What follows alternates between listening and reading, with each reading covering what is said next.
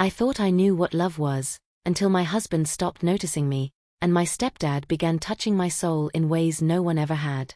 Every glance, every soft word, every quiet moment between us turned into something hotter, deeper, more forbidden. I was torn between guilt and a burning desire I couldn't deny. Because the man who truly cared for every part of me wasn't the one I married, but the one who saw me when I was invisible. Please don't forget to subscribe and comment. I never imagined I'd be comparing my husband to my stepdad, let alone confessing something so personal out loud, but life has a strange way of showing you truths you didn't want to see. My name is Jenna. I'm 32, married for 5 years to a man who barely notices me anymore. We used to be passionate, full of laughter and plans.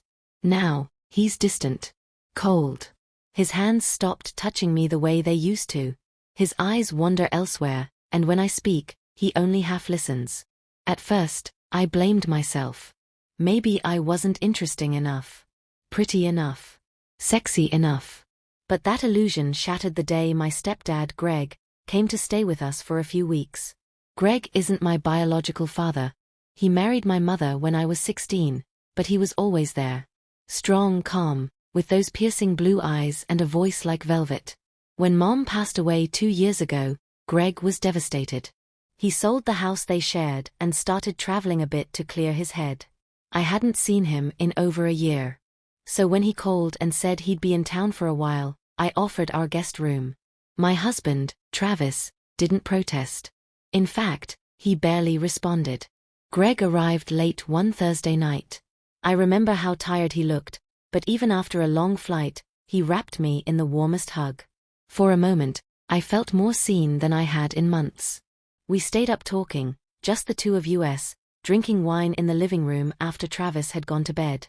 I noticed how Greg looked at me, not in a way that crossed lines, but with a depth I hadn't felt in a long time. He listened when I spoke. He laughed at my jokes.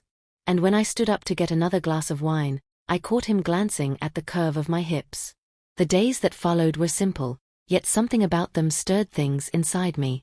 Greg offered to help with little chores around the house, tightening a door handle, replacing a broken light in the closet. Things Travis had been promising to fix for months. He cooked breakfast. He asked how I was feeling. He noticed when I wore my hair differently. When I wore that fitted summer dress I hadn't dared to wear in front of Travis in years, Greg's eyes paused on me just a second longer than usual. It sent a warm, guilty rush through me.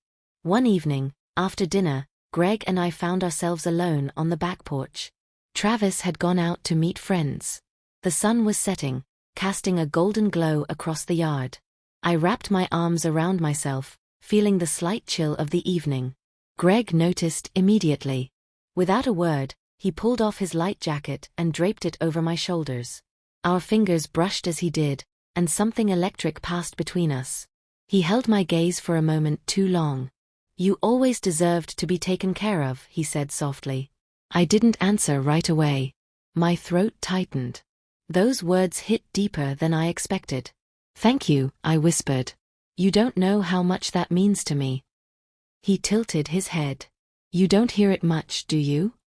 I shook my head slowly, eyes beginning to sting. He stepped closer. Not too close, but close enough that I could feel his warmth again. "Jenna, you're smart, beautiful, kind. Any man would be lucky to have you." My breath hitched. I should have looked away, but I didn't. My body wasn't tense. It was alive.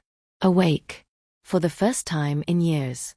From that night forward, everything between us felt different. Charged. I'd catch him looking when he thought I wasn't watching. His compliments became more personal. And I started dressing up again. Wearing perfume. Putting on lipstick. Not for Travis. For Greg. Travis didn't notice any of it. Or maybe he didn't care. He came home late. Fell asleep with his phone in hand. When I tried to talk to him about us, he brushed it off.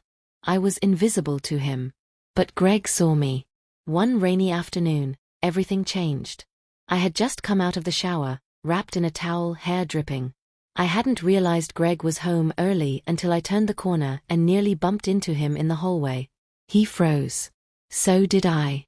His eyes dipped for a second, just a second, to the bare skin exposed above the towel. I tightened my grip on it, but neither of us moved. "I'm sorry," he said, voice husky. "Didn't mean to surprise you." "It's okay," I said, my voice barely audible. We stood there, inches apart, the sound of the rain tapping on the windows the only thing between us. His eyes locked with mine, and I felt it again, that electric pull. That need. That ache. "I'll go to my room," I said, breaking the moment. I turned, but as I walked away, I felt his gaze on my back. And I liked it. Too much. That night, lying in bed beside my husband, who had turned his back to me again, I stared at the ceiling, heart pounding. I couldn't stop thinking about Greg. About how he made me feel. Desired. Seen. Alive. The next day, I baked Greg's favorite, apple pie.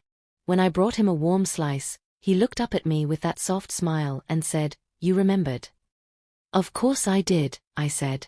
"You matter." His expression shifted, like something in him cracked open. "So do you, Jenna. More than you know." He reached out and gently touched my hand. Just a touch. But it burned like fire on my skin. I didn't pull away. We didn't cross the line that night. Or the next. But something deeper than physical touch had already happened. We were closer than we should be. Sharing secrets with our eyes. Filling silences with feelings we didn't dare name. One night, Travis left in a rush after another argument. I was in tears, slumped against the kitchen counter when Greg walked in. He didn't ask what happened. He just wrapped his arms around me and held me. My sobs melted into his chest, and his hand slowly moved up and down my back, calming me. I felt safe. Warm. Loved. "I'm tired of feeling alone," I whispered into his shirt. "You're not alone," he said. "I'm here." When I looked up at him, our faces were close. Too close. But I didn't move. Neither did he. He wiped a tear from my cheek, then lingered, his thumb brushing my skin, his breath warm on my lips. "I shouldn't," he started, but didn't finish. "I know," I whispered. "But I want to." His lips touched mine. Soft. Careful. Full of all the emotions we'd been hiding. The kiss was slow and deep, filled with passion, restraint, and something that had been building for too long. When we finally pulled away, I saw tears in his eyes too. "We can't keep doing this," he said. "I know," I replied, but my hands didn't let go. The days that followed were full of tension. We didn't kiss again, but the way he looked at me, the way I responded, it was clear something between us had shifted forever. And I realized something painfully honest. My stepdad, a man who wasn't even related to me by blood, cared more deeply for me than my own husband ever had. He noticed when I was hurting. He knew when I needed space. He listened, touched gently, looked at me like I was a treasure, not a burden. I didn't plan what happened next. I didn't scheme. But one night, when Travis came home late smelling like perfume and excuses, I finally said what had been bubbling inside me for too long. "I can't do this anymore," I told him. "I deserve more." He looked at me, confused. "What are you talking about?" "You don't love me, Travis. And I can't keep pretending this is a marriage." He didn't fight. He just shrugged, mumbled something about me being dramatic, and left again. Greg was there when I told him. I expected judgment. Shock. Instead, he simply said, "You're brave." I broke down in his arms again, but this time, the tears weren't from pain. They were from release. Weeks passed. Travis moved out. Papers were filed. And Greg? He stayed. Every day he showed up for me, not just with affection, but with presence. We took walks. Cooked together. Watched old movies on the couch. One night, as I curled against him in the soft glow of the TV, he turned to me and whispered, "You're the reason I smile again."